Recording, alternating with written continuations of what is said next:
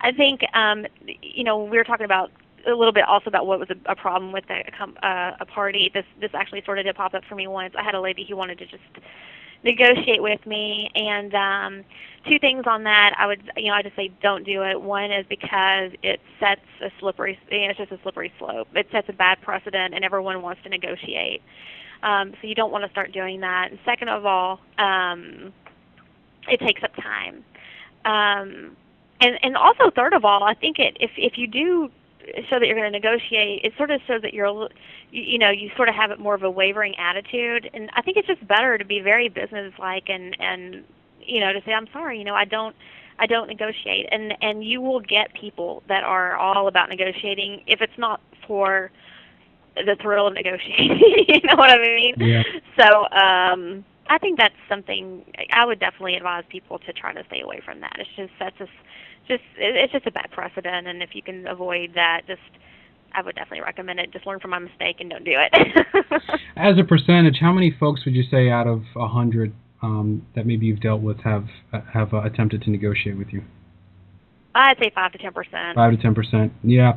It's pretty low, but I mean, you have those, and you're just like, oh Lord, Yeah. One of the things that I'm kind of religious about is expecting 5 to 10% of people to object with your offer, and and as you mentioned, your offer doesn't matter. The numbers you're saying don't matter to that person. They're there specifically to take an opposing view of yours and try to push their opinion on yours. So even if you're paying out 90%, they'll still want to negotiate. If you're paying out, absolutely, Tech. They won't care about the numbers or the facts behind it. They'll just simply be looking to get more from you. So I can't agree with you more. When you have 10 people watching, the last thing you want to do is you don't want people to see that you are willing to negotiate. That's not good. And really, in your head, I mean, you spent time doing these calculations, and it's specific, and you don't want to say, well, okay, because there's a reason there's a reason behind those numbers that you give, so no negotiating. And Tech, I'm religious about it. I'm religious about it too. If someone says, well, this doesn't, I thought I'd get a lot more for it than that, I'm just saying, well, I'm sorry, this is what I'm paying today, maybe the price in gold will go up, I don't know. And then you'll also have a few people who are, I've had this too. It's actually really interesting. You can learn a lot about this psychology in people, I guess, with this. But I had this one lady who had just, a bunch of jewelry, and I ended up giving her a pretty good price for it all. But then she's like, well, I don't, I really like that necklace. I don't think I want to get rid of that necklace. How much would it be if I took that necklace out? And just being the nice people that we are, we're like, well, okay, we'll deduct that, see what it is. And honestly, it was just this ridiculous thing, and people were like, get rid of it. Like, why do you want that? So she ended up keeping the necklace, and, it was like, I don't know how much it was, I can't remember. But my sister made a comment. She was like, I think that some people like the feeling of being in control. They really like the feeling of being in control, and that sometimes when they're getting offered these sums of money, like bam, $600, for the stuff, they sort of feel like they're out of, it's a loss of control issue maybe a little bit. And so like whenever they get to make that decision about pulling a piece back or whatever, so that's why I think that I get that a lot, and it's very frustrating, and I haven't really figured out a way to deal with it. So if anyone has any advice for that, that'd be awesome. Or they want to pull back a few pieces, like, oh, well, what about, maybe I'd like to keep that ring instead, They're sentimental memories of a certain collection of jewelry or a piece after having it for 20 to 30 years. Does that play much of a role in your opinion? Well, I think it might, and if I have someone that is like, well, this was my husband's, he passed away, 2 years ago, and I just say, please, I don't want it. Like, you know what I mean? Like, I encourage them not to sell it. But if that's even on their head at that point, because that's not what we're buying. I mean, we're buying straight up scrap gold. We're not looking at intrinsic value. We're not looking at any artistic value or anything like that. I would prefer someone to keep anything that they really feel some kind of sentimental attachment to still, because I mean that's what it's just going to get it's just going to get melted down, you know. But yeah, I've had to deal with that a few times, and it's sort of sad too, because you know I'm sitting here looking at someone who maybe inside might be making a decision on whether or not they're going to be making their car payment that month, or buying groceries for the next couple of weeks, or the sentimental value situation of a piece they have. You know, I don't really. I try to make it a point to not talk them through anything one way or the other.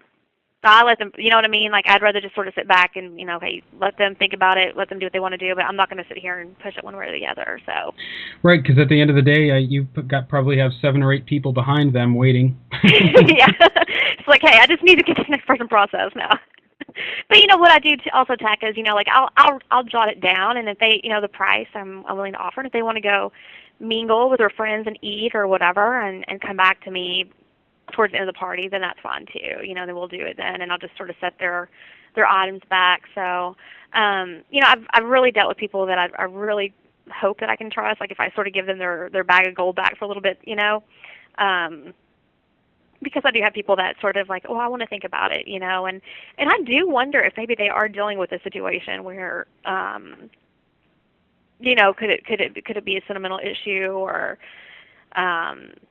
you know, or maybe, like I said, a lack of control issue, or versus I've got to make a payment this month on something, and this is going to really help me out a lot. You know, because I'm sorry, go ahead. Yeah.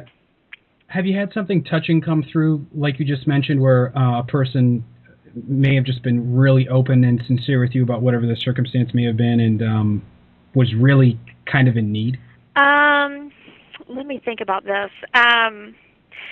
Maybe not up front, but I have paid people amounts before where this one girl, like, just I really thought she was going to pass out, and she's like, oh my gosh, I wouldn't be able to like make my mortgage payment this month, you know, and it's just like, oh my God, that's such a good feeling, you know. And it's also really interesting to see, you know, what different people are gonna. I like to ask, like, so what are you gonna do with your extra $500, you know, and it's interesting to see what people have different, you know, they all have different reasons. And, you know, like one lady was like super excited. I think I paid her at this one party I'm thinking about. I paid her $500 or $600. It's like, oh, what are you gonna do? You know, because she was so excited. And, you know, in my head, I'm sort of thinking like, I'm gonna go shopping, you know, or something. But you know, she's like, well, I've got to get this. You know, I've had this medical problem that I'm gonna have to get taken care of, and it's gonna help me my payments, blah blah blah. And so that, you know, that's sort of like a reality check in a way, because you know, you realize, wow, you know, $500 to someone is just can just really be a huge thing. And it's really cool because, I mean, I love making money, but at the same time, you know, I think that this is really rewarding, paying people, you know, pretty good sums of money for things they didn't even know they had sitting around. So, you know, whatever their reason is for having the money. This one lady was just so excited because she was going to go buy a power washer or something, you know, and I had another lady who was going to go towards some reconstructive surgery on her body, and you know, so you just get all kinds of different stuff. You learn a lot about people too. Yeah, I think so. Let me ask you a question in terms of going back and testing and Okay. looking, using your magnet. Yeah. Have you and your sister gotten home and have you discovered that you've purchased anything fake? Has that happened to you guys? I haven't. I've brought things home and second guessed myself a couple of times on things that I've paid out a decent amount, and I've been like, oh no, I think I messed up here. You know, but what I'll do is I'll still send it to the refiner, and you know, they'll kick it out if it's not any good. But you know, I